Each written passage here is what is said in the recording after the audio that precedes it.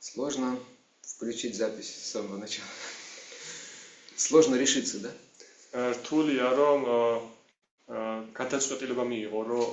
Решиться предаться. Сложно решиться предаться. Потому что как раз сомнение присутствует. И мы говорили, что сомнение, оно основано на каких-то глубинных привязанностях.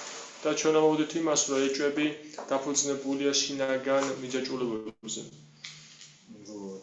Поэтому с сомнениями что нужно сделать? Что нужно сделать с сомнениями?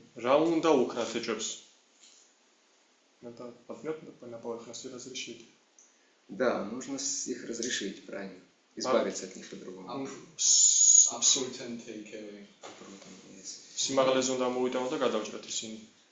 Но первое, что нужно, это что нужно не пытаться их скрывать.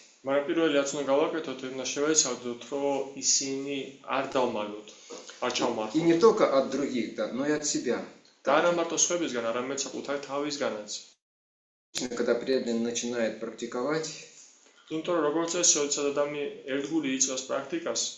сложно признаться, что у него есть сомнения.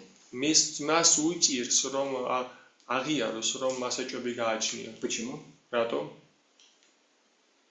Стыдно. За что стыдно? Что могут быть такие мысли, хотя он уже здесь. Почти точно, но чуть-чуть еще. Почему нам так тяжело? Свои привязанности, Да, но обычно вначале человек не видит, как сомнение связано с привязанностью. Он не понимает. Но признать, что у меня есть сомнения, это значит, что признать? Что я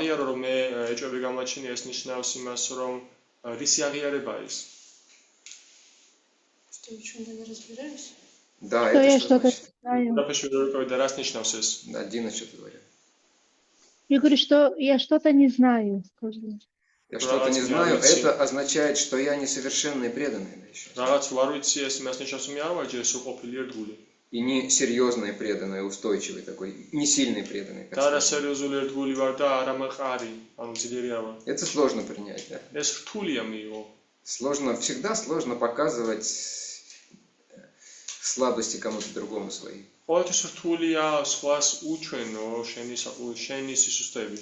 Обычно что мы делаем со своими слабостями?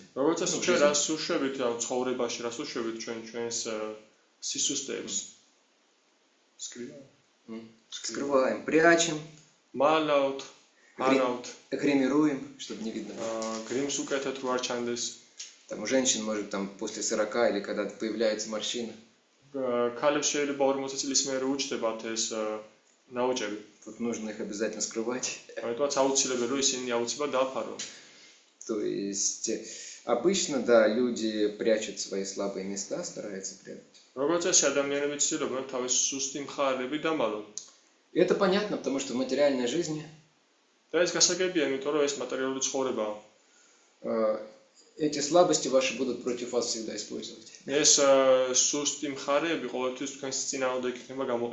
есть найти слабую точку у человека и давить на нее, да, чтобы получить от него то, что нужно.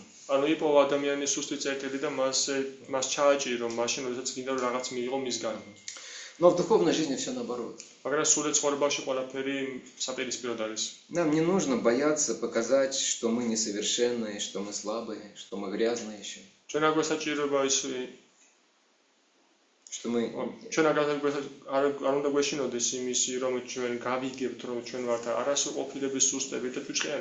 Почему? Потому что тогда мы, во-первых, будем смиренными. Вот. А во-вторых, Кришна и старшие преданные их и так видят. Как бы мы ни скрывали. Шрила Прабхупада много историй, когда он говорил своим ученикам то, что они пытались скрыть. ცხოვრების მანძილზე, როდესაც ის პირდაპირ ეუბნებოდა თავის მოწაფეებს იმას, რასაც ის დამალულსაც ისინი ცდილობდნენ. Он умел читать по глазам людей. მას ჰქონდა უნარი, რომ წაიკითხა ადამიანის თვალებში. Вот, если скрывать сомнения, то они только увеличиваются. და თუ მალავთ ეჭვს, ისინი უბრალოდ იზრდება.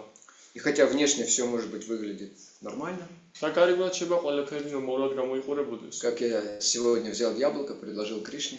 როგორც მე დღეს ვაშლი ავიღე და Я შევთავაზე его еще კრიშნას. с вечера достал из холодильника. ჯერ კიდევ საღამოს გამოვიღე მაცივიდან. Такое красивое яблоко. ისეთი ლამაზი ვაშლი იყო. Сорт старти. სტარტი იყო ეს ჯიში. Потом я его разрезал. მერე მე ის Нет, я его даже очистил от кожуры. Там уже უფრო მეტიც გავწმინდე ერთის განაცემში. так приготовился. მე უკვე მოვემზადე ესე. Повязал платочек. ხალათი Вилку, მოიგურე. вилку с ножом. ჩანგალი დაგასტაინო დავიღე. Вас в Грузии в ресторанах საქართველოში რესტორნებში აქვთო ეს дают вилку с ножом. გაძლებინო ჩანგალს დანასო. Вот. И потом, я когда его разрезал, то я... და მე როდესაც მე ეს გავჭერი ამოვაჩინე. Там было на 1 сантиметр яблоко, остальное все гнилое внутри. 1 სანტიმეტრი იყო მარტო გარედან დარჩენილი ცოცხალი ვაში და დანარჩენი ყველაფერი დამპალი იყო. Это сомнения, да? Вот как они развиваются. აი ეს არის ეჭვები, თუ როგორ ვითარდებიან ისინი. Другой более сильный пример, если у человека есть какая-то зараза внутри, да? მეორე უფრო ძლიერი მაგალითი არის, როდესაც ადამიანს რაღაც შინაგანი ინფექცია აქვს. И если от нее не избавиться და თუ არ вовремя, თუ დროულად არ გავთავისუფლდებით მათგან, то она может даже в раковую опухоль превратиться. ის შეიძლება გადაიზარდოს კიბოს წარმონაქმნადაც კი. Поэтому сомнения, да, нужно их раскрывать. ამიტომაც ეჭვები ისინი უნდა გავხსნათ, გამოვიტანოთ გარეთ. Конечно, не всем подряд. რა თქმა უნდა, ყველას ეგრევე არ უნდა მოუყვეთ. Не сейчас, но спустя какое-то время мы будем говорить. ეხლა შეიძლება არა, მაგრამ რაღაც დროის შემდეგ შეგვიძლია რომ რაღაცას გაუზიაროთ ის. Кому можно рассказывать о своих недостатках, слабостях. ვის შეიძლება გაუზიაროთ მოუყვეთოთ ჩვენი სისუსტეების და ნაკლოვანებების შესახებ. Не всем подряд, даже из преданных. და ყველას რომ გაუზიაროთ მიყოლებით, თუნდაც ერთგულები იყვნენ, არ ღირს ეს. Но кому-то нужно обязательно рассказать. მაგრამ ვიღაცას აუცილებლად უნდა მოუყვეთ. Тогда мы будем получать помощь и от этого преданного, и от Кришны. ამ შემთხვევაში ჩვენ მივიღებთ დახმარებას ამ ერთგულისგანაც და კრიშნასგანაც. Вот. И также мы говорили о том, как мы можем избавляться от сомнений и увеличивать, укреплять свою веру. და ასევე ჩვენ საუბრობთ იმის შესახებ, თუ როგორ შეგვიძლია განთავისუფლდეთ ჩვენი ეჭვებისგან და როგორ გავიმყაროთ და გავზარდოთ ჩვენი რწმენა. Кто-то помнит, какие способы есть? იმეს ახსოვს, თუ რა მეთოდები არსებობს ამისო. Зрение священных писаний. Да, Священное Писание, წმინდა წერილების შესწავლა, особенно когда мы их изучаем, განსაკუთრებით მაშინ, როდესაც ჩვენ მათ შევისწავლით, это означает с кем-то, желательно под руководством. ეს ნიშნავს, რომ ვიღაცასთან ერთად და უმჯობესია ხელმძღვანელობის ქვეშ. Потому что иногда, если мы сами изучаем Священное Писание, у нас даже может стать больше сомнений. იმიტომ, როდესაც ჩვენ თვითონ შევისწავლით წმინდა წერილებს და მოუკიდებლად შეიძლება უფრო მეტი ეჭვი გაგვიჩნდეს. Мы можем там заметить какое-то противоречие.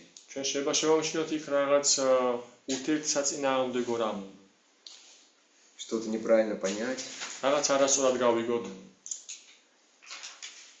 Кроме Писаний, изучения, что еще? წმინდა წერილების გარდა, ანუ შესწავლის გარდა წმინდა წერილებს კიდევ რა?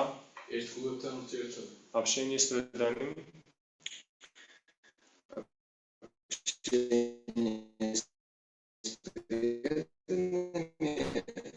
Но в первую очередь с преданными, у которых что? კი, რა?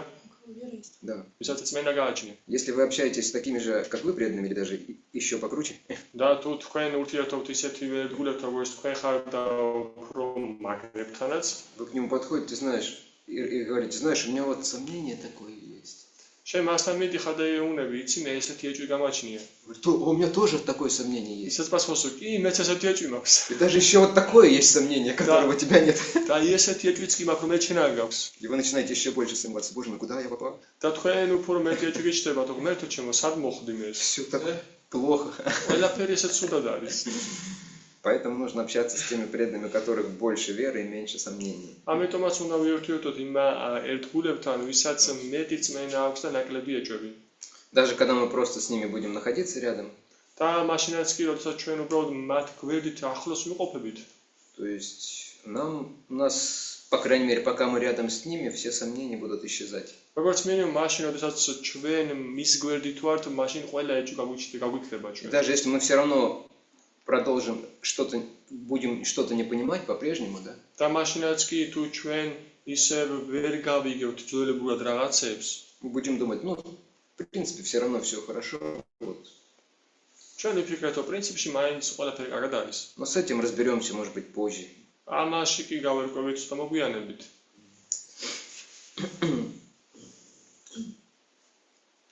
И еще что? და კიდევ რა? Служение, да. სახურება.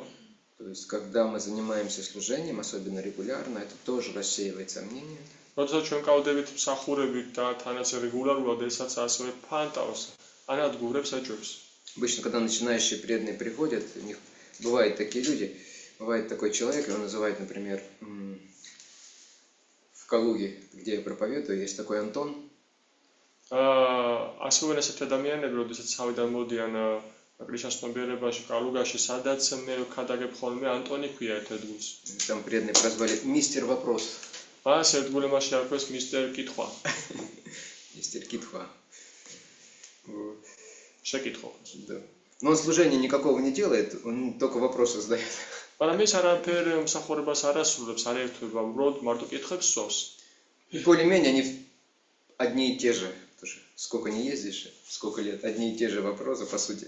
და მეტნაკლებად ამდენი წელიც არ დავდივარ უკვე იქ, მის შეკითხვები ერთი და იგივეა პრინციპში არსით. Потому что даже если нам ответят очень хорошо, логично, იმიტომ რომ თუნდაც ჩვენ გვიპასუხონ ძალიან კარგად და ლოგიკურად, но все равно корень этих вопросов материальной привязанности остается там внутри. ამავე დროს ეჭვები რო გაგვაჩინეთ ჩვენ შინაგანად, ფესვი ამ ეჭვების, ამ კითხების ფესვი მაინც შიგნით რჩება. А преданное служение как раз уничтожает эти корни. და ერთგული მსახურება სწორედაც რომ ანადგურებს ამ ფესვებს.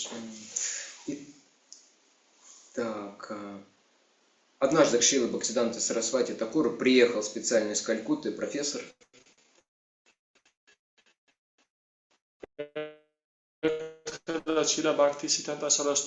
Не просто профессор, он был ректором университета, და თანაც უბრალოდ პროფესორი კი რექტორი იყო უნივერსიტეტში, санскритологом.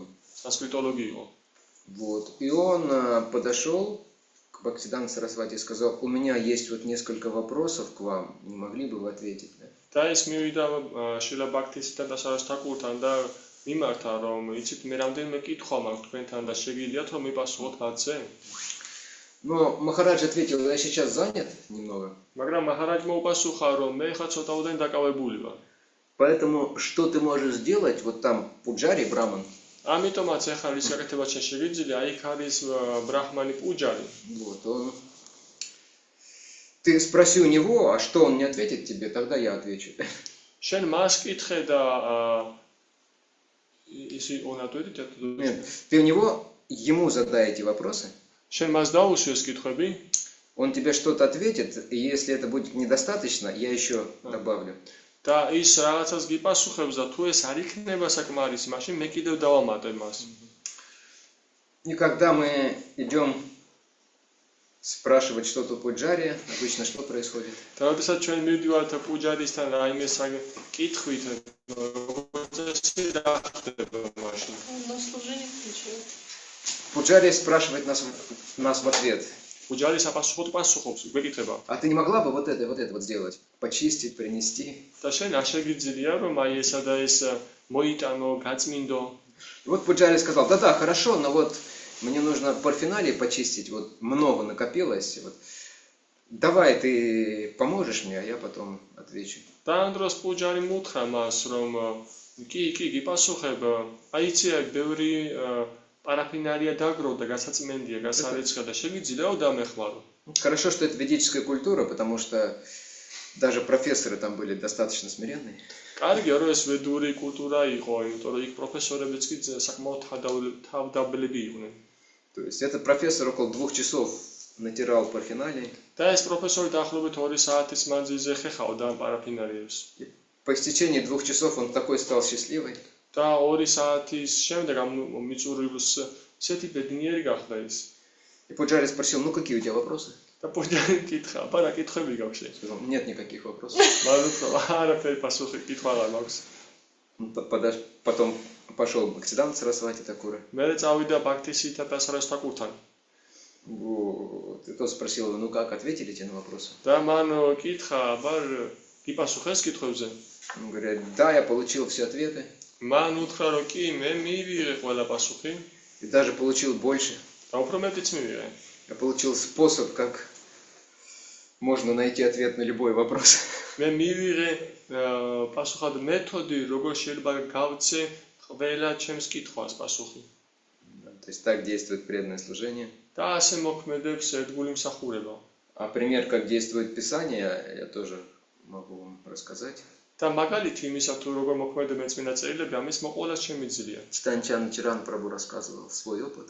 ჩაიტანა ჩანდრა ჩარამპრაფუ ყვებოდა თავის გამოცდილებას. Это было давно, еще в 90-х годах. ეს კიდევ დიდი ხნის წინ იყო, ჯერ კიდევ დიდი ხნის წინ იყო, დაახლოებით 90-იან წლებში. Он приехал в Святую Дхаму. ის მივიდა წმინდა თამაში. У него были какие-то там, он был ответственным преданным. და ის იყო პასუხისმგებელი ერთგული კონკრეტულ თემაზე. У него какие-то там были сложные ситуации, ну, в России. და მას გარკვეული რთული სიტუაციები ჰქონდა რუსეთში. И ему нужно было встретиться и получить консультацию от GBC. და მას საჭიროებოდა შეხვედრა და კონსულტაციის მიღება GBC-სგან. То есть это был какой-то саньяси, ученик Прабхупады. ანუ GBC-ის პოსტზე იყო ერთ-ერთი სანიასი, შილა პრაბჰუპადას მოწაფე.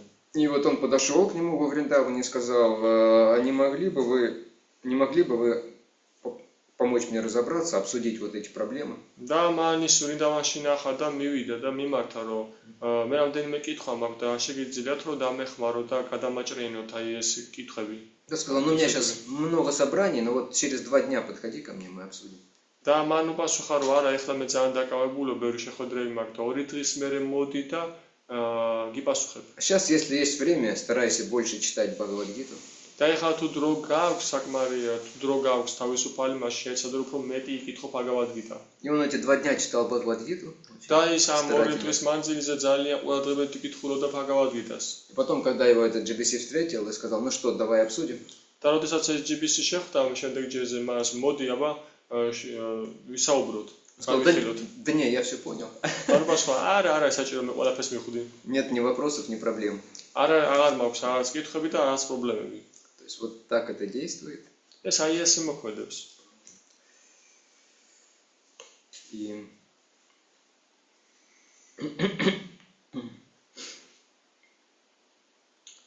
так же, как мы можем еще один способ рассеивать свои сомнения.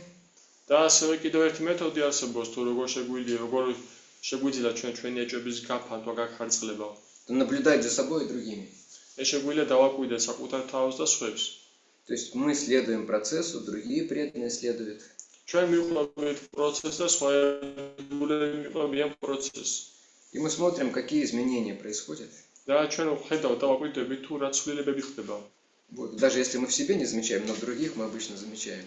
და თუნდაც თუ ჩვენ როგორც წესი ჩვენ თავში ვერ ვამჩნევთ, მაშინ სხვებში ვამჩნევთ ამას. Вот они так меняются в лучшую сторону. ისინი ესე კარგად Как процесс работает. მე ვხედავ თუ როგორ მუშაობს პროცესი. Я помню, когда первые разы начала сюда приходить Матаджи Махананда Лила готовить. მე მახსოვს, როდესაც აქ ჯერ კიდევ თავიდან დაიწყო მაჰანანდა ლილა მათაჯიმ მოსვლა და მზადება. Прасад был такой, я его как внутри себя называл завтрак отшельника. ესეთი Рассказывайте. პრასადი იყო ხოლმე მე შინაგანად ესე ვეძახდი ამ პრასადს, ეს არის аскетის განდეგილის პრასადია. Особенно вот они хлебцы такие были, просвирки, они были как-то без вкуса, такие сухие. განსაკუთრებით ესეთი თხელი პურები იყო, რომელიც ძალიან გამოხმარი იყო და გემო არ ქონდა. А сейчас я наоборот спускаюсь, чтобы ее хлеб взять, он такой вкусный, легко переваривается, у меня никаких проблем не вызывает. ეხლა კი პირიქით მე ხა სპეციალურად ჩავდივარ ხოლმე იმის გულიზო რომ მისი პური ავიღო და ისეთი რბილია და ისე კარგად მონელებადია. То есть я вижу прям, как качество просада у него улучшилось значительно. მე ვხედავ რომ მისი ხარისხი პრასადის სააგრძნობლად გაიზარდა. То есть мы видим изменения в других людях. ანუ ჩვენ ხედავთ ცვლილებებს სხვა ადამიანებში. Лука, когда Хари Кришна повторяет, ლუკა როდესაც ჰარი კრიშნას იმეორებს, он перестал выдумывать дополнительные мантры и слова. მას ეწყვიტა რომ დამატებითი мантрები და დამატებითი სიტყვები გამოიგონოს. Потому что вначале я слышал очень удивительные мантры. Это დასაწყისში გასაოცარი мантрები მესმოდა. Джая Шри Кришна, Махапрабху Читания, Махапрабху Нитянанда, Прабху Адвайта. То есть панчтатвам Махамантра выглядел очень необычно. ანუ პაჩატატა და მაჰამანტრა ძალიან უცნაურად ჩნდებოდა. Сейчас гляжу уже правильные мантры. ეხლა უკვე ხედავ რომ ორი мантрები ჩნდება. То есть люди меняются. ანუ ადამიანები იცვლებიან. Все меняются, да. ყველა იცვლება. То есть и даже видно, сам меняешься, думаешь, о, я раньше все-таки был. Вернее, сейчас уже не совсем дурак. და იმასაც კი ვამჩნევთ რომ მე თუნდაც ვიცვლები აკვირდები საკუთარ თავს და ეხლა ხვდები რომ ფრადეგეთის სულელიც აღარ ვარ. Вот такие вещи я уже не делаю, по крайней мере. აი ესეთ რაღაცებს როგორც მინიმუმ აღარ ვაკეთებ. Конечно, в первую очередь меняется внутреннее качество человека. და რა თქმა უნდა პირველ რიგში იცვლება ადამიანის შინაგანი თვისებები. Это усиливает нашу веру. და ეს აძლიერებს ჩვენი წმენას. То есть, может быть, мы еще не уверены, есть ли там духовный мир, и как там, какая там погода. შეიძლება ჩვენ ჯერ კიდევ არ იყო დარწმუნებულები იმაში რომ არსებობს იქ სადღაც სულელი სამყარო და როგორი ამინდია იქ. Но, по крайней мере, мы следуем Писанию, мы видим уже какой-то результат, который они говорят. როგორც მინიმუმ ჩვენ მიყვებით წინა წერილებს და ვხედავთ შედეგს და იმ შედეგი მოდის, რასაც ისინი ამბობენ. Мы можем думать, ну если вот это все работает, то и другое тоже будет работать. და ჩვენ ვიწყებთ იმაზე ფიქრს და ხვდებით იმას, რომ თუ აი ესე მუშაობს, მართლაც ესე მუშაობს, მაშინ სხვა რაღაც სხვა იმუშავებს. То есть, ну и, конечно, всегда остается возможность молиться Господу. და რა თქმა უნდა, ყოველთვის გრჩება შესაძლებლობა, რომ ლოცვით მიმართოთ უფალს. Прося Его помочь нам избавиться от препятствий, в том числе сомнений. თხოვოთ მას, რომ დაგვეხმაროს თუ გაგვათავისუფლოს წინააღმდეგობებისგან და ეჭვებისგან. Вот. Теперь сомнения, мы говорили, что в основном у преданных сомнения относятся к 3 категориям. და ჩვენ საუბრობთ იმას და განვიხილავთ იმას, რომ ერთგულების ეჭვები მიეკუთვნება ძირითადად 3 კატეგორიას. То есть это вообще, есть ли Бог, есть ли духовный мир, являюсь ли я душой. არსებობს კი ღმერთი, არსებობს კი საერთოდ სულე სამყარო ვარ კი მე მართლაც სული. Потому что сколько раз я делал УЗИ, рентген. იმიტომ რომ ამდენჯერაც რენტგენი გამეკეთებინა ან სხვა გამოკვლევები, Души не было замечено. სული არ იყო შემჩნეული ასად. Делал это, как это называется, эхо ЭКГ. Это ЭКГ УЗИ сердца. ანუ მე გულის ეხოსკოპიაც გამიკეთებია Вот. Сердце души не было замечено, да? და გულში არ გამოჩენიდა Поэтому непонятно, есть она или нет. ამიტომაც გაუგებარია ის არსებობს თუ არა. Гагарин в космос летал, Бога не видел. გაგარინი კოსმოსში გაფრინდა და ღმერთი არ უნახავს. Поэтому есть сомнения. ამიტომაც ეჭვი არსებობს. Вот. Это первый тип сомнений.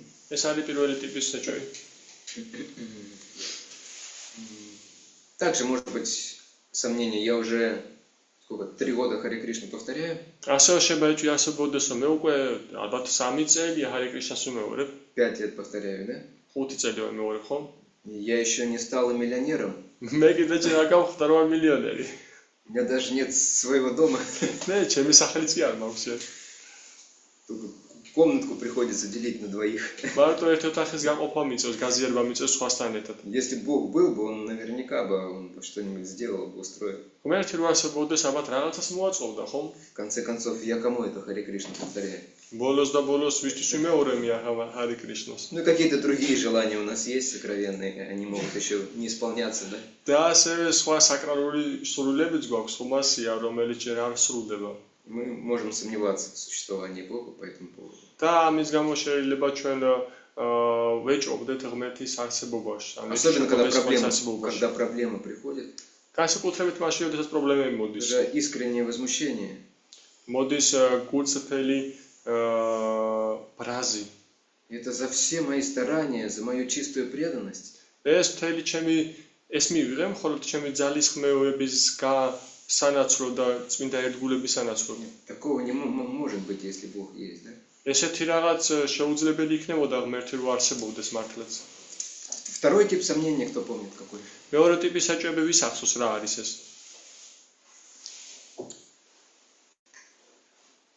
Могу я достичь? Это третий. А второй? Даже если мы подумаем, ну Бог есть, да? თუნდაც ჩვენ ვიფიქროთ რომ ღმერთი არსებობს, მაშინ მეორე ეჭვი რა მოყვება მას? Нужно ли мне это все? Да. ჭირდება კი მე ეს საერთოდ? Мне это нужно вообще? საერთოდ ეს ჭირდება? Это Бхакти, это Харе Кришна. ეს ბхакти, ეს Харе Кришна. Вот, потому что, в принципе, мне и здесь неплохо. იმიტომ რომ პრინციპში მე აქაც არ ვარ ცუდად. Вот. Или непонятно, будет ли там лучше. და გაუგებარია იქ იქნება უკეთესი თუ არა. Буду я там вечность подметать пол где-нибудь. მე იქ უსასრულოდ სამუდამოდ იატაკი უნდა ვგავო. И не факт, даже если буду, не факт, что во дворце Нанда Махараджа. და თუნდაც კი ესე მოხდეს ფაქტი არ არის, ანუ დარწმუნებული არ ვარ, დაზღვეული არ ვარ, რომ ნანდა მაჰარაჯის ეზოში იქნები. Может быть, в коровнике. შეიძლება რომელიღაც გომურში ბოსებში. Каждый день вечность. ყოველდღიურად უსასრულოდ. Буду собирать навоз. დაკელს მოაგროვებ. Нужен мне такой духовный мир. ჭირდება მე ესეთი სული სამყარო. Such spiritual world. Sorry? Do you need such spiritual world? Yeah. We are doubting. Или как однажды Бхакти Тиртха Махарадж подошел к Бхакти Видьяна Госвами Махараджу. ანუ როგორც ერთხელ Бхакти Тиртха Махараджи მივიდა Бхакти Видьяна Госвами Махараджთან. И в этот период Бхакти Видьяна Госвами Махарадж, он был лидером российского ИСККОН. და ამ პერიოდში შრილა Бхакти Видьяна Госвами Махараджи იყო რუსეთის ИСККОНის ლიდერი. И он прикладывал колоссальные усилия, чтобы построить храм в Москве, храм Кришны. და ის უზარმაზად ძალისხმევას დებდა იმაში, რომ მოსკოვში ცენტრალურ ტაძარი აეშენებინა. То есть он очень много тратил сил, здоровья на это. ის ძალიან ბევრ ძალას და ჯანმრთელობას ხარჯავდა ამაზე. И вот однажды, когда приехал Бхакти Тиртха Махарадж, და ერთხელაც ოდესაც Бхакти Тиртха Махараджи მოვიდა. Тиртха Махарадж был учеником Шрилы Прабхупады, саньяси такой темнокожий. Бхакти Тиртха Махараджи იყო შრილა პრაბჰუპადას მოწაფე სანიასი, რომელიც ესეთ მუქ სხეულში იყო. Он подошел к Госвами Махараджу, так, обнял его, улыбнулся и сказал: ის მივიდა Госвами Махараджთან, ჩაეხუთა და უთხრა: Махарадж, а ты согласен быть камнем в духовном мире? Махарадж, შენ ახმა ხარ, რომ სულ ეს სამყაროში იყო ქვა? Потому что в духовном мире есть и камни. То სულ ეს სამყაროში ქვებიც არსებობენ. Не только подметальщики. და არა მარტო Коровников. მეზოვები, ანუ ბოსლის მხედავები. Но и камни есть, да? ასე ქვებიც არიან. И ты будешь вечно лежать в духовном мире камнем. და შენ სამუდამოდ იდები სულ ეს სამყაროში როგორც ქვა. Ты вот согласен на это? შენ თანახმა ხარ ამაზე? И Госвами Махарадж говорит: я очень серьезно задумался. Госвами Махараджи ამბობს, მე ძალიან სერიოზულად დავფიქრდი. За все эти усилия бессонной ночи. თელავ ძალისხმევების და უძილო ღამების სანაცვლოდ. За это постоянное беспокойство. უსასრულო მუდმივი შეწუხებების სანაცვლოდ. Камнем в духовном мире. ქვა ვიყო სულ ეს სამყაროში. I think in this case you definitely say no. In first case you have some doubt, but in the second case no. В этом во втором случае То есть подметальщик навоза еще ладно, но во втором случае точно мы скажем нет. ანუ ნაკელის წმენდა ვიკიდე ხო არა უშავს, მაგრამ მეორე შემთხვევაში ქვაო უეჭველი თუ არა. Потому что мы не понимаем, как здорово быть камнем в духовном мире. იმიტომ რომ ჩვენ არ გვესმის თუ რა მაგარია, რა კარგია, რომ სულ სამყაროში ქვა იყოს. Камни в духовном мире, они полностью счастливые. იმიტომ რომ ქვები სულ სამყაროში სრულიად ბედნიერები არიან. Но у нас материальное представление, невежество. მაგრამ ჩვენ მატერიალური წარმოდგენები გვაქვს და უმეცნებაში ვართ. И много других причин может быть, почему мы будем сомневаться, нужен ли нам Кришна. და ბევრი სხვა მიზეზი შეიძლება იყოს იმის საიმისოდ რომ ჭირდება კი ჩვენ კრიშნა. И третий вид сомнения, даже если мы поняли, что да, Кришна есть и духовный мир, и мне это нужно. და მესამე სახის ეჭვით, თუნდაც ჩვენ გავიგოთ ის რომ კრიშნა არსებობს და სულიერ სამყარო არსებობს და მე ეს მჭირდება. Мы можем сомневаться в своих возможностях. ჩვენ შეიძლება ეჭვგეპარებოდეს ჩვენ შესაძლებლობებში. Смогу я вообще всего этого достичь? Შეიძლება კი მე ამ ყველაფრის მიღწევას. Потому что я вот уже там 20 или 30 лет практикую. იმიტომ რომ მე უკვე 20 წელი თუ 30 წელი ვაპრაქტიკებ. Продвинулся вот только вот настолько вот. და წინ წავიწიე მხოლოდ აი ამ ხელაზე. Начинаем сомневаться, то есть, что может быть это вообще не получится. ჩვენ ეჭვები გვიჩდება რომ იქნებ სართა გამომივიდეს. Когда мы сомневаемся в чем-то, нет особых сил, энтузиазма заниматься этим. და როდესაც ჩვენ ეჭვგვეპარება რომ მივაღწევთ თუ არა ამ მიზანს, ამ შედეგს, მაშინ ჩვენ დიდი ძალა არ გვექნება იმ საიმსოდ რომ ძალისხმევა ჩავდოთ წინ წავიწიოთ. И вот обычно первый тип сомнений в существовании Бога, существовании души, духовного мира. და როგორც წესი პირველი ტიპის ეჭვების რომ არსებობს, როდესაც არსებობს პირველი სახის ეჭვები, ანუ პირველი ტიპის ეჭვები რომ არსებობს ღმერთი, არსებობს თუ არა ღმერთი, არსებობს თუ არა სულიერ სამყარო. Они обычно рассеиваются в основном, когда мы ხდება მაშინ, როდესაც ჩვენ უსმენთ თვითშეცნობილ პიროვნებებს, სულებს. Вот. Второй тип сомнения, как говорил Госвами Махарадж, в основном рассеивается, когда мы размышляем глубоко над писаниями, над тем, что услышали. მეორე ტიპის ეჭვები, როგორც წესი, მაშინ ქარწყდება, როდესაც ჩვენ ღრმად ვიკულებთ და ვცდილობთ გადავხარშოთ წმინდა წერილებში მოცემული ფაქტებს. И говорит, третий вид сомнения. და ის ამბობს, რომ და იმ მესამე სახის ეჭვი рассеивается тогда, когда мы там оказываемся. მაშინ ქარწყდება, როდესაც ჩვენი იქ ხვდებით. Когда вы уже оказались на Вайкунтхе или на Галоке, вы понимаете, да, я могу, я, оказывается, могу попасть сюда.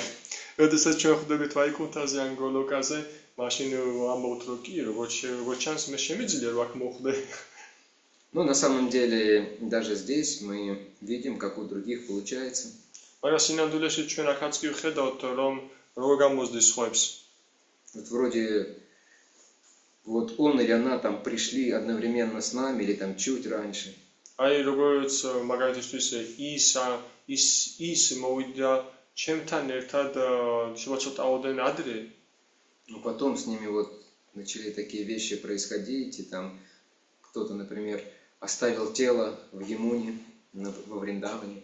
და მას ისეთი რაღაცები ემართება მერე, აი ვიღაცამ ვრინდავანშიც კი დატოვა სხეული იამუნაში. И когда он в этот день с утра повторял джапу, Самадхи Шрила Прабхупады, он просто плакал. და როდესაც ის ამ დილით შრილა პრაბჰუპადას სამათიში ჯაპას მეორდა, ის უბრალოდ ტიროდა. А я помню, что он пришел простым бхактой. და მე კი მახსოვს, რომ ის უბრალოდ ბაქტა იყო, როდესაც მოვიდა. В основном просили его вначале мыть там на кухне, уборкой заниматься. ჩვენ როგორც წესი დასაწყისში მას ვთხოვდით ხოლმე, რომ სამზარეულოში ქვაბები გაიხეხა და დაელაგებინა. Потом стал распространять книги, и все это стал распространять книги. მერე მან წიგნების გავრცელება დაიწყო. Стал лидером распространения. გახდა წიგნების გავრცელების ლიდერი. И все это на глазах происходило. და ეს ყველაფერი ჩვენ თვალწინ ხდებოდა. Стал вдохновлять многих преданных очень და сильно. ბევრს დაეხმარა და ბევრს მისცა სულისკვეთება, ენთუზიაზმი, რომ ბაქტით დაკავებულიყვნენ. То есть есть рядом с нами примеры, когда мы видим, как люди проходят этот путь, такие же, как мы. ანუ ჩვენს გვერდით არსებობენ ესეთი ადამიანები, რომელიც მაგალითი არიან, რომელიც ჩვენთან ერთად გადიან ამ ყველაფერზე წარმატებით. Мы понимаем, что да, своими силами невозможно, но Кришна может нам сразу очень много милости дать в какой-то момент. ჩვენ გვესმის, რომ ჩვენი ძალის ხმევით ეს ეგრევე შეუძლებელია, მაგრამ კრიშნა შეუძლია, რომ მოგცეს წყალობა. И мы сразу же достигнем чего-то очень незначительного в духовной жизни. და ჩვენ ეგრევე მივახცოთ რაღაც ძალიან ფასეულ სულიერ ცხოვრებაში. Хорошо. Теперь интересный момент. Сомнения. Есть разные категории сомнений по причине их возникновения. და ახლა საინტერესო მომენტზე გადავართ, რომ არსებობს სხვადასხვა по причине их возникновения. Да. არსებობს სხვადასხვა სახის ეჭვები, რომელიც ხას იყოფა მათი წარმოშობის მიზეზებიდან გამომდინარე. 4 основные причины возникновения сомнений есть. 4 ძირითადი მიზეზი არსებობს ეჭვების გაჩენის. И первое, самое распространенное, это греховная деятельность, грехи. პირველი და ყველაზე გავრცელებული ეს არის ცოდვილიანი ქმედებები, ანუ ცოდვები. Вторая, это, как это неудивительно, благочестивая деятельность материальная. მეორე, რაც არ უნდა გასაოცარი იყოს, ეს არის კეთილშობილი მოქმედებები, ანუ საქციელები, მატერიალური გულისხმობა. Третье, уж совсем удивительно, это неправильно совершаемые бхакти. და მესამე, საერთოდ გასაოცარია, ეს არის არასწორად შესრულებული ბაქტი. И четвертое, это оскорбление. და მეოთხე, ეს არის შეურაცხყოფები. И вот греховная деятельность вызывает вот как раз такие грубые сомнения. და ცოდვილიანი ქმედებები იწვევს სწორედ ესეთ უხეშ ეჭვებს. Вот как раз, если Бог, вообще, я душа или тело, вот, есть ли духовный мир, вот это вот из-за грехов происходят эти сомнения. სწორედ აი ეს ეჭვები, როგორიც არის მე სული ვარ თუ არა, არსებობს თუ არა ღმერთი, არსებობს თუ არა სულიერ სამყარო, სწორედ აი ცოდვილიანი ქმედებებისგან იბადება. Благочестивая деятельность, интересно, какие сомнения. საინტერესოა, რომ კეთილშობილი ქმედებებიდან რა ეჭვები არსებობს. Могут быть разнообразные. შეიძლება ისინი იყოს მრავალფეროვანი. Ну, например, что может быть, особенно здесь, например, в Грузии. მაგალითად, რა შეიძლება იყოს განსაკუთრებით აქ საქართველოში? Наслаждения, ну какие, да. Нет, я хотел сказать, например, преданный может испытывать сомнения по поводу того, что родители не разделяют его интерес к сознанию Кришны. მაგალითისთვის Родители... это может быть сомнение по поводу. Да, потому что у него внутри сомнения. და მიზეზი შეიძლება იყოს მაგალითისთვის ის, რომ ერთგულის მშობლები არ იზიარებენ მის შეხედულებას ბაქტის დამემართებაში. То есть, ну потому что благочестие, оно как раз приводит к тому, что человек уважает родителей, да, то есть. იმიტომ რომ კეთილშობილებას ადამიანი მიყავს იქამდე, რომ სწორედაც ის პატივსცემს თავის მშობლებს, მათ აზრს. Или, например, совершение бхакти, оно ставится в зависимости от каких-то качеств, хороших качеств. Да? არ მაგალითისთვის ერთგულ ბაქტის შესრულება ის მას ვაყენებთ ჩვენ რაიმე კარგი თვისების ქონაზე დამოკიდებულს ხვდით ბაქტის შესრულებას ამ კაი თვისებას. Да, то есть, если, например, какой пример привести?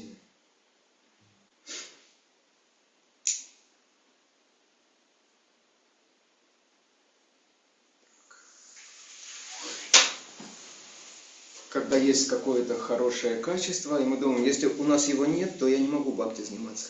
როდესაც ადამიანს კარგი რაღაც თვისება აქვს და ჩვენ ვფიქრობთ, თუ ის არ მაქვს მე, მაშინ მე არ შემიძლია ბაქტი შევასრულო. Ну, в ведической культуре, например, там говорится, если ты не браман, то как ты можешь служить Богу? ვედუ კულტურაში მაგალითად ნათქვამია, რომ თუ შენ ბრაჰმანი არ ხარ, როგორ შეგიძლია ღმერთს ემსახურო? Кто такой браман? Шамо, дамо, тапав, шочам. ვინ არის ბრაჰმანი? То есть контроль ума, чувства, аскетизм, правдивость, да, все вот это. ჭკუის კონტროლი, გზნობების კონტროლი, სისუფთავე და როდესაც სიმართლეს ლაპარაკობს ყოველთვის. А неправильно совершаемое преданное служение, что это значит? და არასწორად შესრულებული ერთგული მსახურება რას ნიშნავს ეს? Как вы думаете? Никогда не совершали правильное служение неправильно? არასწორად შეგესრულებიათ ერთგული Это მსახურება არასწორად. не имеется в виду, что сабжа подгорела. ეს არ იგულისხმება, როდესაც საბჯი მიიწვა. Yes, to chant like this, Shri Mahaprabhu Krishna Chaitanya. Yes, but it's more or less external. Да. Тут подразумевается внутренняя сторона, да? И внутренне тоже, да, в первую очередь. Внутренне. აქ იგულისხმება პირველ რიგში შინაგანი მხარე, ანუ ერთგული მსახურება უცებ არასწორად სრულდება.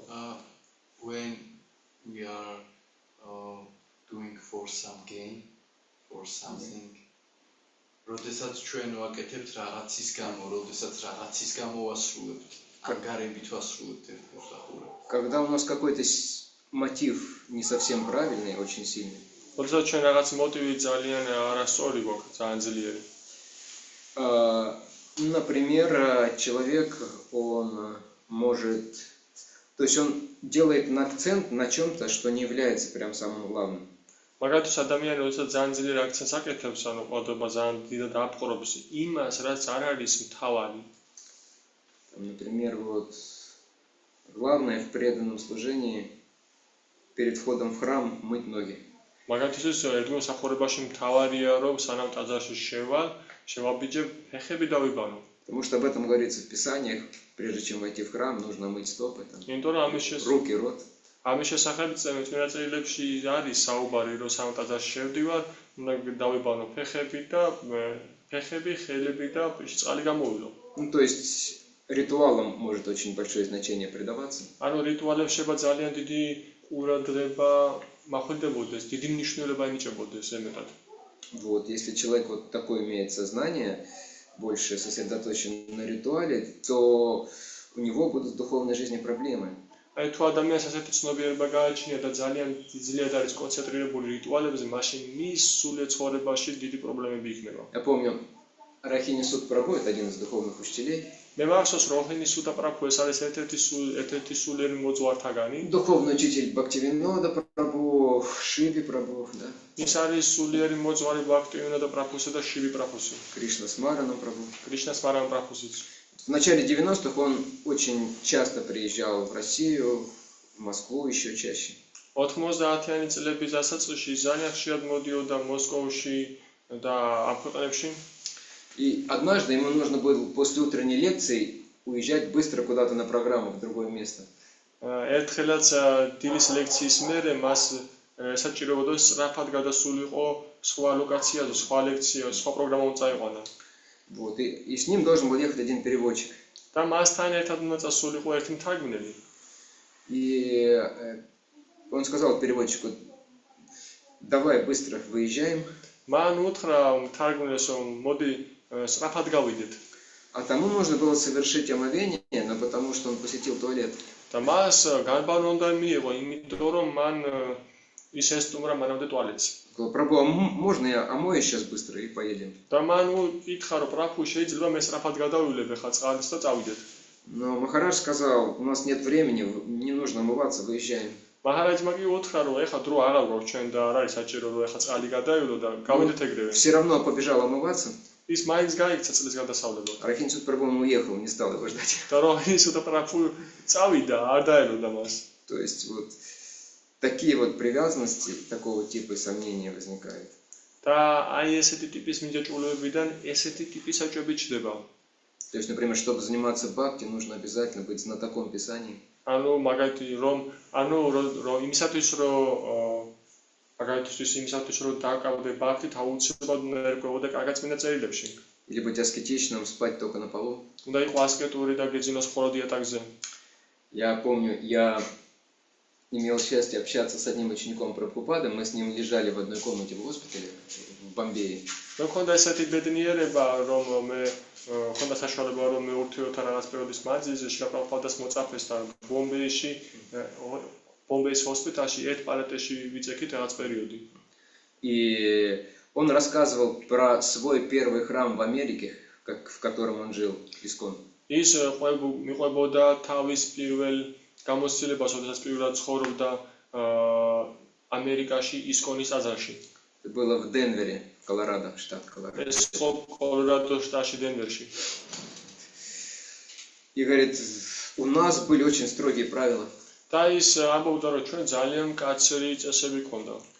Спать нужно было на полу. უნდა გძინებოდა იატაკზე აუცილებლად И только на очень тонком коврике.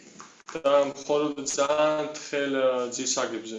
Если кто-то хотел 2 коврика положить, это считалось майей. და თუ იმეს უნდოდა რომ ორი ძისაგები დაეფინა, ეს მაიად ითვლებოდა. Также считалось майей спать на боку, только на спине можно было. ასევე მაიად ითვლებოდა რომ გვერდს დაგეძინა, რომ მხოლოდ ზურგზე უნდა წოლიყავი. Вот такие были представления о чистой преданности. Иначе это не чистая преданность. ესეთი წარმოდგენები არსებობდა მაშინ წმინდა ერთგულებაზე, ხოლმე შემთხვევაში ეს არ იყო წმინდა ერთგულება. Много удивительных вещей рассказывал, некоторые очень хорошие. ბევრი გასაოცარ რამეს მიყვებოდა, ზოგიერთ ძალიან კარგი რამე მიყვებოდა.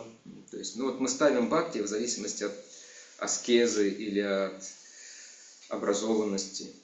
ანუ ჩვენ ვაყენებთ ბაქტის ასკეზებზე ან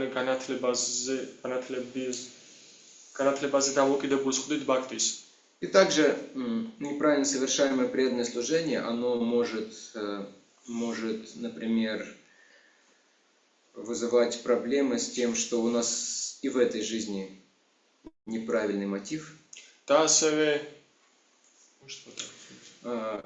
То есть, если я в прошлой, например, жизни совершал преданное служение с неправильным мотивом, და ასევე თუ მე წინა ცხოვრებაში ერთგულმსახურებას არასწორი მოტივით ვასრულებდი, то и в этой жизни это может продолжаться и усиливаться.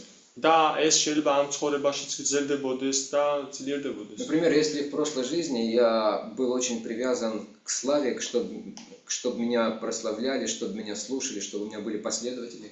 მაგალითად წინა ცხოვრებაში თუ მე ძლიერი ვიყავი მიჯაჭვული დიდებაზე, რომ ჩემს ქებაზე მინდოდა რომ განვიდიდებინე სხვებს. Если я, например, даю лекцию, თუ მაგალითად მე ლექციას ვკითხულობ, и как в прошлый вторник почти никто не пришел, და როგორც წინა ოთხშაბათს თითქმის არავინ არ მოვიდა. только Марьям была, и то она постоянно плакала. ხოლო მარიამი იყო და ესაც მუდმივად ტირებდა. Я могу думать, ну это вообще, это что такое, это вообще не преданное служение. და შეიძლება ვიფიქრო ეს რა არის, საერთოდ ეს საერთოდ მსახურება არ არის. Преданное служение, когда большая аудитория, все слушают, вот это преданное служение.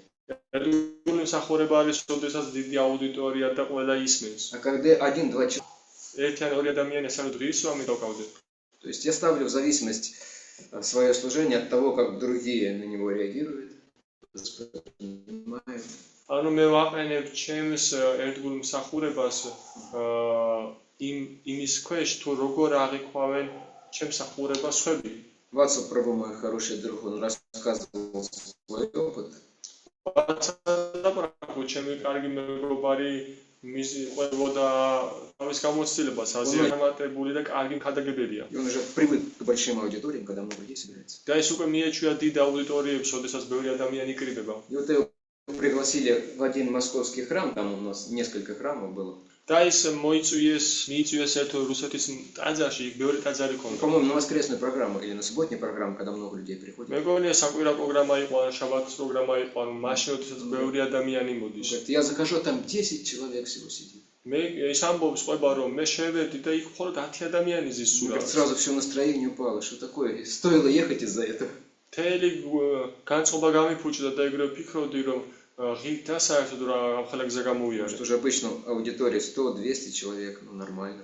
იმიტომ რომ ჩვეულებრივ მისთვის 100-200 ადამიანი ეს ნორმალურია. Он говорит, ну в этот момент я стал думать вообще, для чего я преданное служение совершаю. და ის ყვებოდა რომ ამ მომენტში მე დავფიქრდი თუ საერთოდ რისთვის ვასრულებ მე ერთ მსახურებას. Бхактисиданта Сарасвати Такур говорил, вы можете даже если никого нет, вы должны проповедовать 4 стенам. ბაქტისიდანტა სარასვათი თაკური ამბობდა ხასუსავდა რომ და თუნდაც არავინ არ იყოს თქვენ შეგიძლიათ უკრავოთ 4 კედელს. Вы можете это делать для собственного очищения, не для того, чтобы впечатлить кого-то. თქვენ შეგიძლიათ ეს გააკეთოთ საკუთარი განწმენდისთვის და არა იმისთვის რომ ვიღაცა მოხიბლოთ. На самом деле, я могу раскрыть секрет, любой серьезный и успешный проповедник, მე საიდუმლოს გაგიხსნათ, რომ ნებისმიერი სერიოზული და წარმატებული ქადაგებელი, Когда он дает какую-то лекцию, он в первую очередь проповедует себе. როდესაც ის ლექციას კითხულობს, ის პირველ რიგში საკუთარ თავს უქადაგებს. Он себе напоминает себя.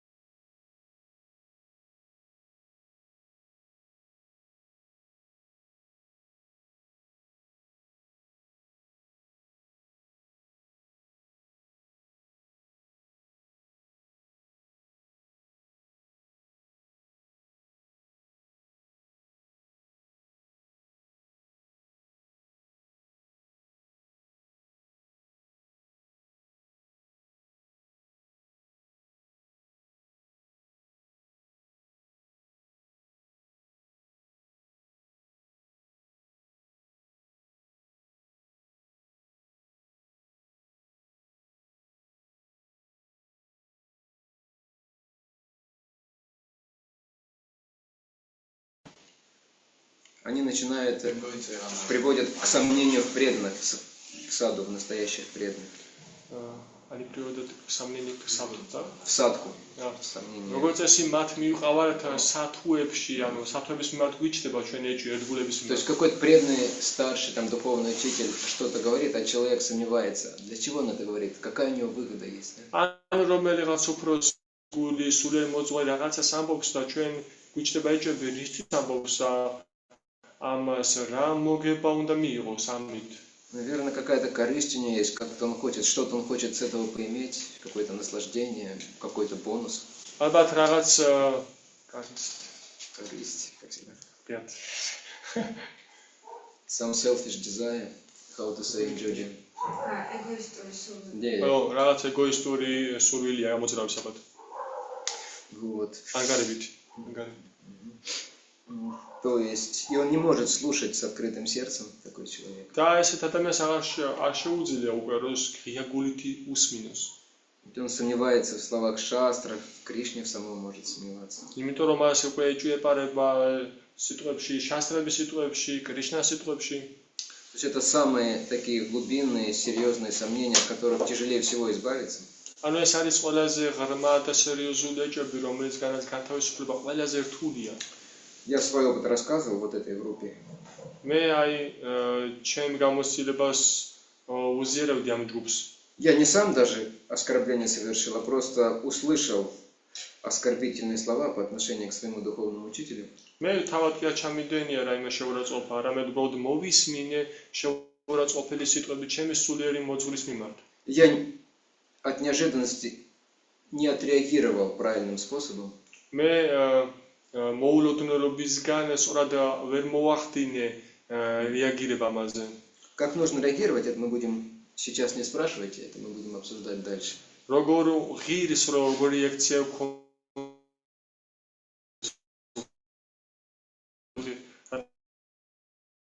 გქონდეს, ანუ რა ღირს ამ В результате этого у меня со временем появилось вот такое ощущение, что вот Гуру Махарадж, какие-то у него лекции слишком простые и не очень интересные. და რაღაც დროის შემდეგ მე გამოჩნდა ესეთი ეჭვები, რომ გურუ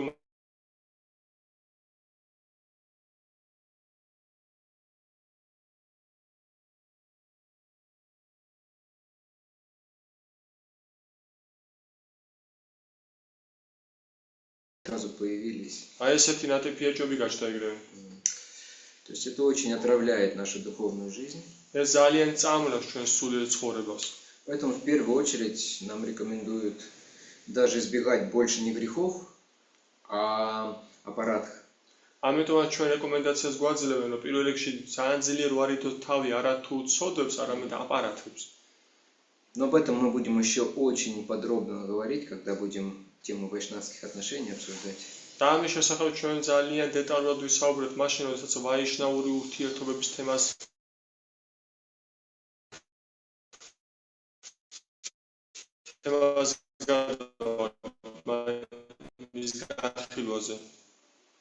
Вопросы есть? Questions? Вопрос? იქნებ რაიმე კითხვები გვაქვს? Как найти вот этот баланс, чтобы не сходиться в ритуализм, но с другой стороны не начать пренебрегать правилами? როგორ დავიკავოთ ესეთი შევინარჩუნოთ ეს ბალანსი, რომ არ გადავეფლოთ, არ ჩავეფლოთ რიტუალიზმში და ასევე შევინარჩუნოთ რაც. Не начать пренебрегать. და Две крайности. რო არ დავიწყოთ უგულვერყოფა, ანუ ორ უკიდურესობაში ვერ გადავარდეთ. Очень хороший вопрос, он немного по другой теме. ეს ძალიან კაი კითხვა, მაგრამ ცოტა სხვა თემასთან არის დაკავშირებული. Главное, это нужно слушать садху. თავარი ეს არის, რომ უსმენდეთ სათუს. Потому что садху всегда нам говорят о смысле того, что мы делаем. იმიტომ რომ სათუები ჩვენ ყოველთვის გვეუბნებიან იმ ყველაფრის არის გვაწვდიან, რასაც ჩვენ ვასრულებთ. И они также нам показывают, а в чем важность ритуала.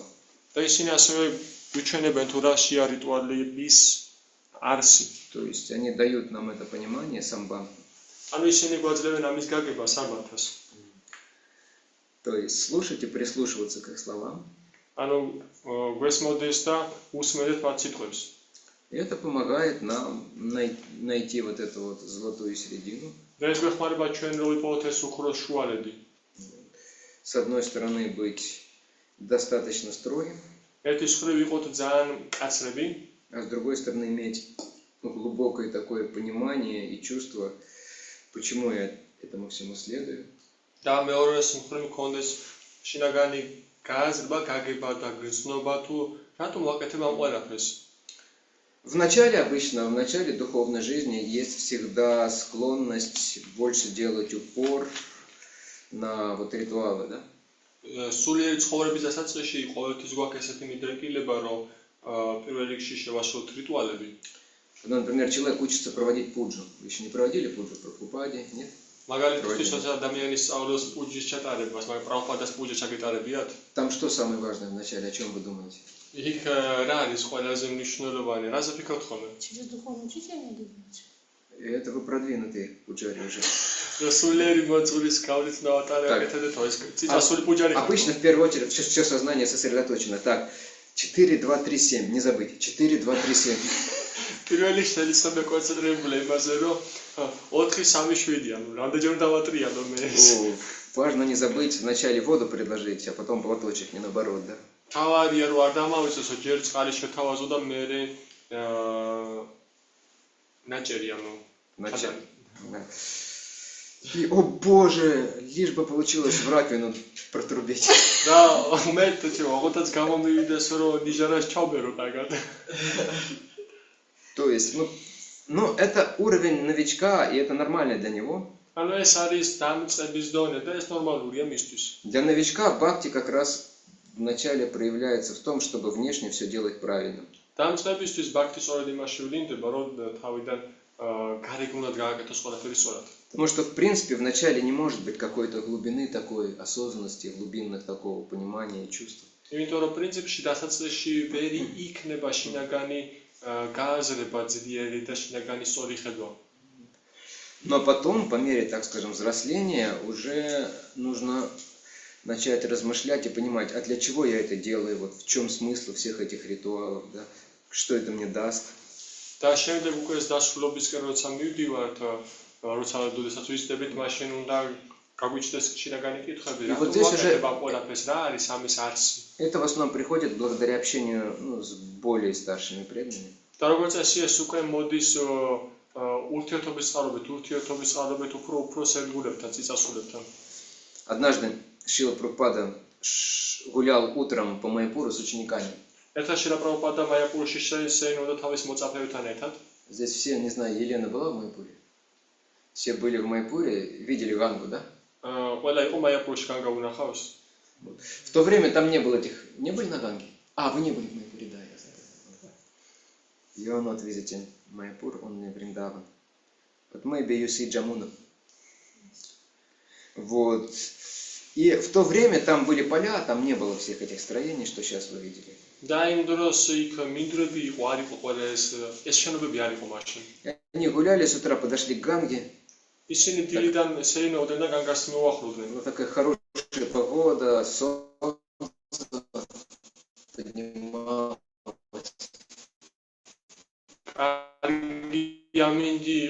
ომზე ამოდიოდა сопровождал. Может, омовение совершим? და პრაბჰუპადა შეუტრიალდა თავის მოწაფეებს და რამდენიმეს მიმართო, რომ იქნებ განფანო მივიღო. И ученики так переглянулись. Прабхупада, а мы гамчи с собой не взяли.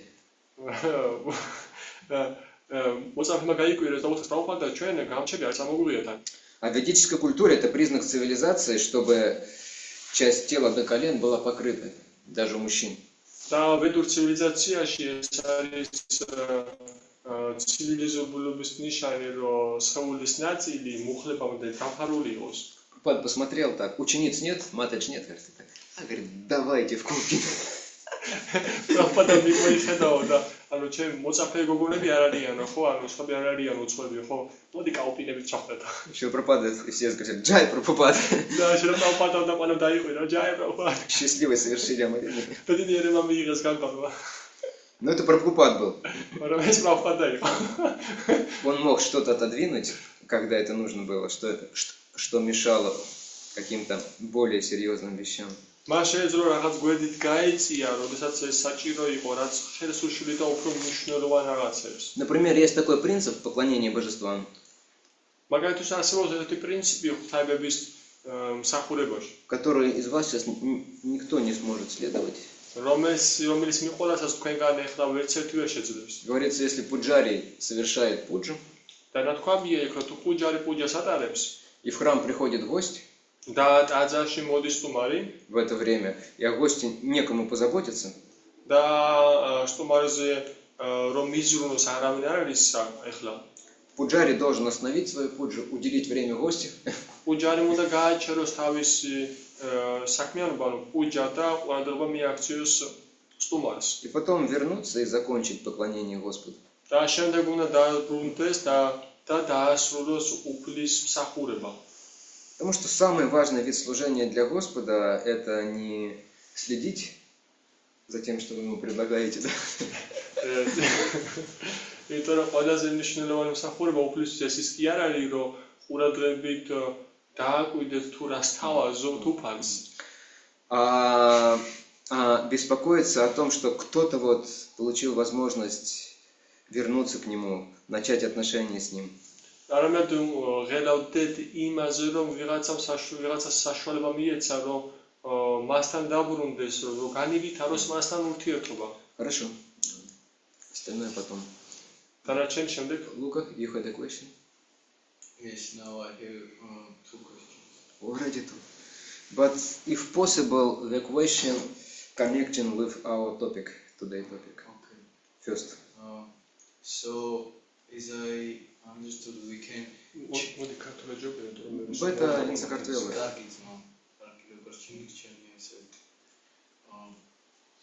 როგორც მე გავიგე რა, შეგვიძლია ხანდახან რაღაც მნიშვნელობის გამო დეტალები შევცვალოთ რა, ძირითადი არა, მაგრამ შეგვიძლია რაღაც დეტალები შევცვალოთ. Как я понял, что иногда можно из-за более важного чего-то изменить детали.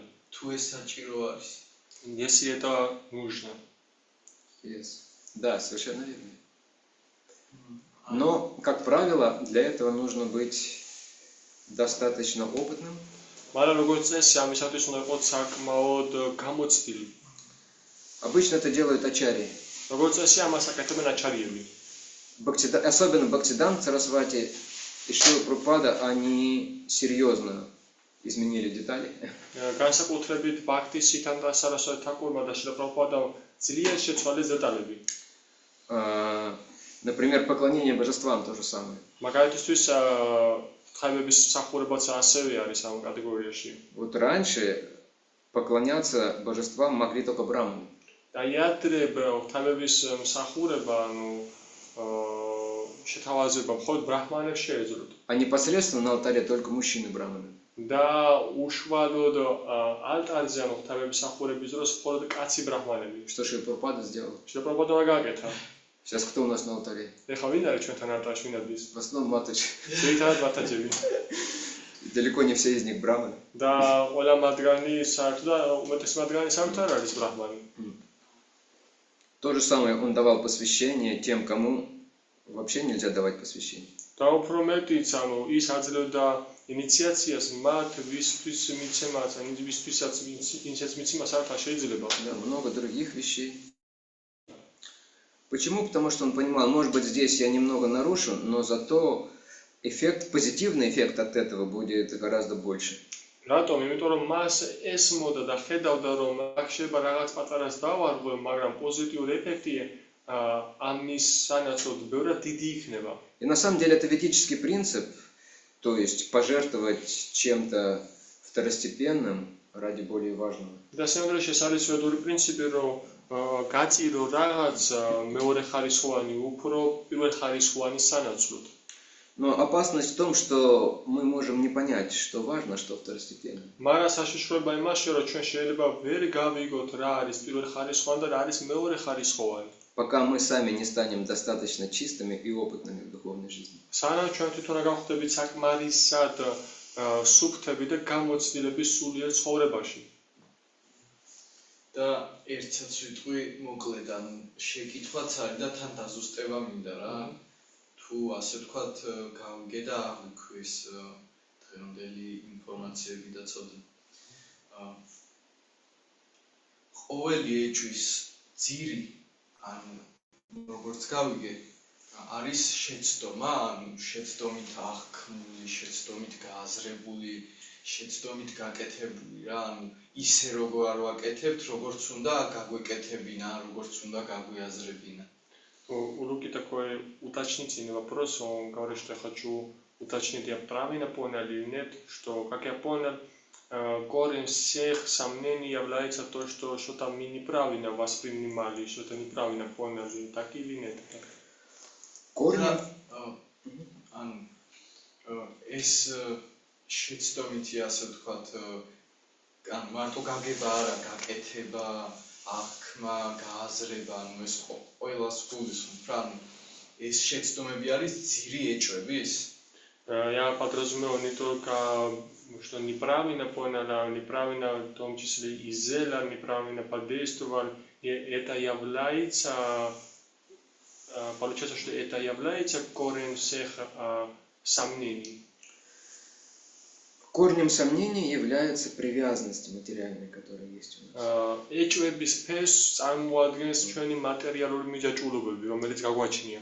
И привязанности, они как раз формируют то, как мы видим мир, как мы воспринимаем этот мир. და მიჯაჭვულები სწორედ ახდენენ ფორმირებას, თუ როგორ ხედავთ ჩვენ სამყაროს და როგორ აღვიქვავთ მას. А сами привязанности, они возникают из определенных поступков.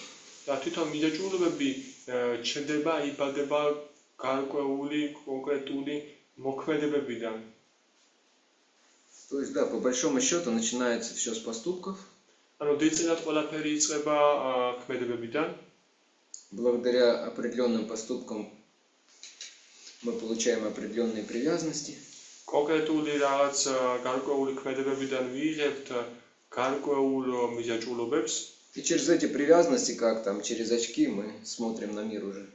და მიჯაჭვულობებიდან ჩვენ ამ საფალებიდან უყურებთ სამყაროს უკვე.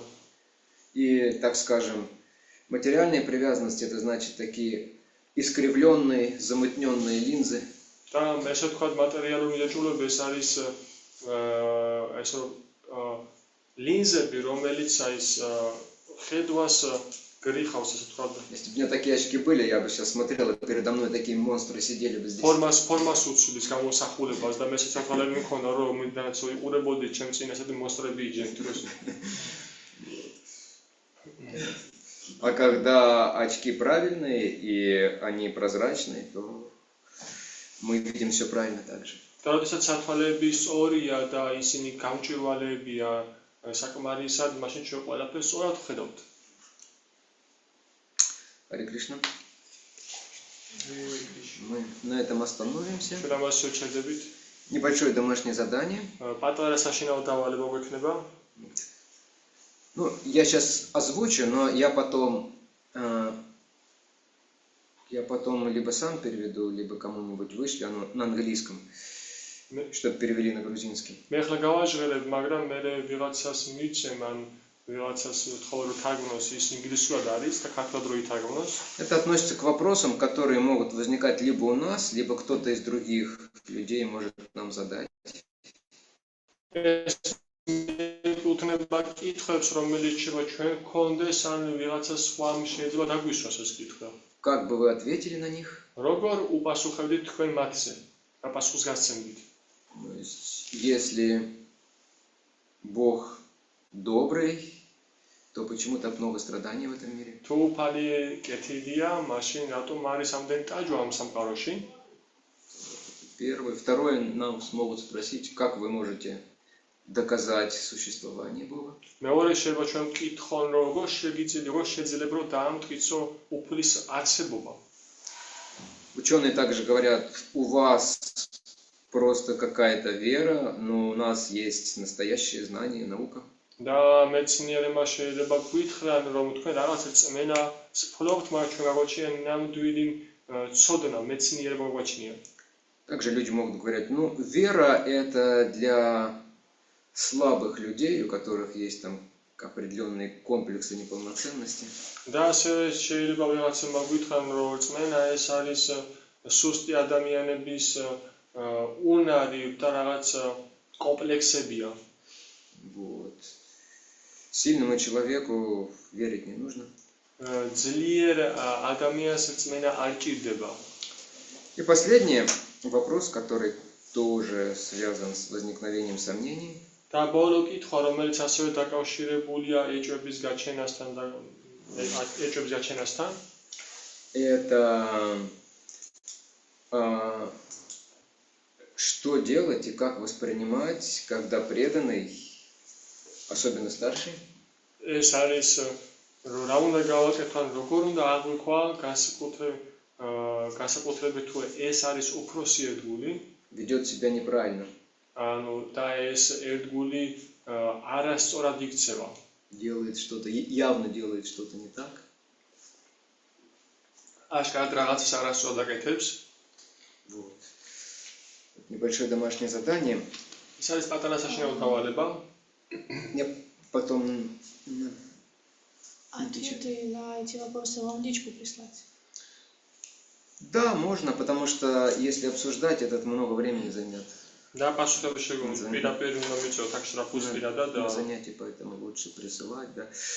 Еще я, да, не сказал одну очень важную вещь და კიდევ ერთი ძალიან მნიშვნელოვანი რამ არ მithქვამს про веру. წმენასთან დაკავშირებული. Вера бывает двух видов. წმენა არსებობს ორი სახის. А, я много чего не сказал. ბევრ რამ არ მithქვამსო. Про веру позже, также. Да, еще тогда будет домашнее задание вам. მაშინ კიდევ ერთი საშინაო დავალება იქნება თქვენ. Мы очень много говорили о сомнениях, да, и о вере. ჩვენ ძალიან ბევრი ვისაუბრეთ ეჭვებზე და წმენაზე. Но попробуйте ответить на вопрос, сомнение это всегда плохо? შეეცადეთ და შეეცადეთ უპასუხოთ, რომ ეჭვების ქონა ეს ყოველთვის ცუდია? Если не всегда плохо, то когда это нормально, хорошо, а когда это плохо?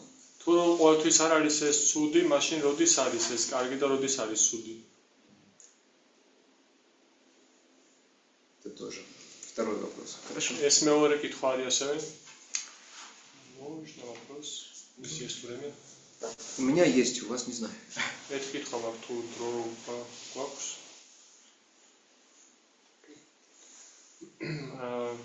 Мы говорили про момент, что когда бывает, что мы можем услышать какое-то оскорбление или что-то не то по отношению к духовному учителю, и это рождает как раз вот такие моменты. Если мы неправильно реагируем, неправильно реагируем, да. И даже если мы по идее правильно среагировали, все равно может какой-то момент возникать. да. И это когда замечаем вот этот момент. Как мы можем действовать, как это исправить, как это преодолеть. Другая тема, можно потом обсудить это.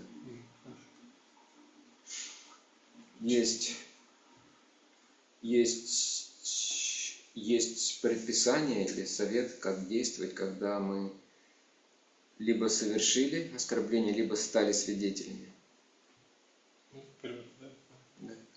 ჩემი კითხვა მდგომარეობს შემდეგში, რომ როგორც თქვენ ხაზი გაუსვით, რომ შეიძლება მოხდეს ის მომენტი, რომ შეიძლება უნებურად მოვისმინოთ შეურაცხყოფა ან კრიტიკის მომსწრენი გახვდეთ ჩვენი სულიერი მოძღვრის და ამ შემთხვევაში თუნდაც სწორად ვიმოქმედოთ, ანუ ვიმოქმედოთ ისე როგორც გაწერილია და ვიცით როგორ უნდა ვიმოქმედოთ, მაინც შეიძლება დარჩეს რაღაც ერთი მომენტი, რაც ბადებს აი ამ პრობლემებს და როგორ შეიძლება ვიმოქმედოთ ჩვენ ამ დროს, რა უნდა გავაკეთოთ, რომ ეს პრობლემა მოვიშოროთ თავიდან და ანუ ეს ცოტა სხვა თემა არის, სხვა დროს სასაუბრო, ალბათ უფრო ისე.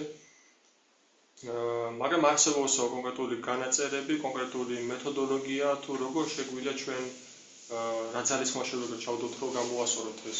Что-то я не говорил так много. და ну я пытаюсь как-то I don't speak so much, but I spoke достаточно. я перевел And свой watch it. вопрос очень перевел.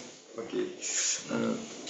Первое, что должно произойти, это раскаяние, понимание, что это очень плохое, что что-то плохое свершилось, да? Я сделал или я стал свидетелем.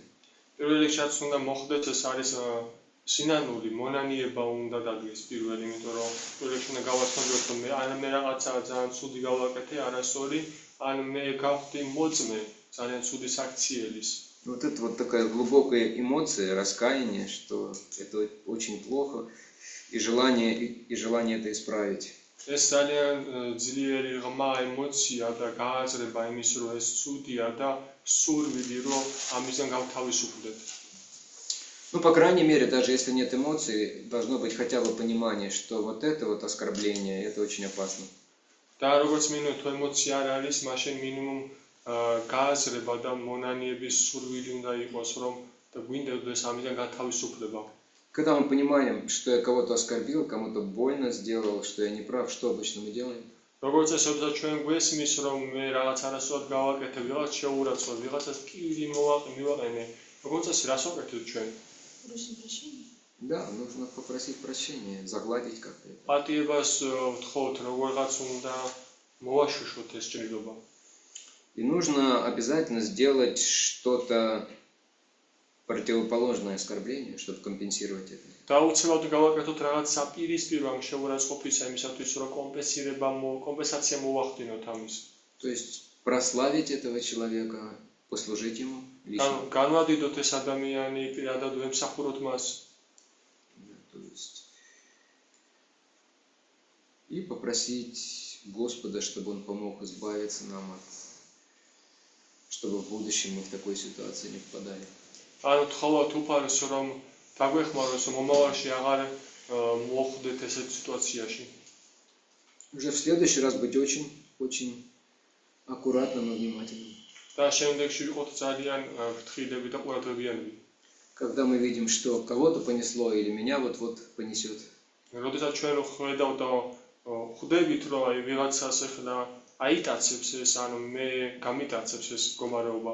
Внутри должна загораться красная лампочка. ჩვენ შიგით უნდა გვენთებოდეს ეს წითელი ნატურა, რომელიც გვაქვს. Аппарат. I don't like it. Нет, я больше не хочу этого. მე უკვე აღარ მინდა ამის ამაში თავის გაყოფას. Тогда нормально, нас простят. მაშინ ნორმალურია, ჩვენ გვაპატიებენ. Харе Кришна. Шрила Прабхупада ки джай. Дай Гора Прем.